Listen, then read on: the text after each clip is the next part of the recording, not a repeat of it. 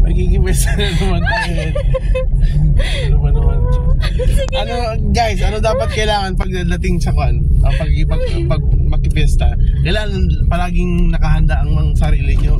Hindi lang pang spiritual, pang emotional, pati na rin sa pang physical. Tulad dito guys, oh. Ito guys, oh, yay! Yan, kailangan nakahanda lagi yan pagdating sa pestahan kasi hindi mo alam guys. Sabihin mo, kunwari pagkain ng aso. Tapos, ganun pala yun. Oo, lahat na isama mo na.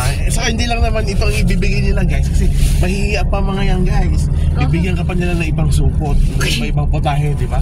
Oo, di ba? Kailangan maging practical tayo. Walang hiya-hiya. Ang punan is kabala ng mukha pagdating ng pesta. Oo. Kasi pag mahiya ka guys, naku, wala. Kukunti lang makakain mo, di ba we? Geraldo. Pero nalalaway ito matawag na. Wait lang.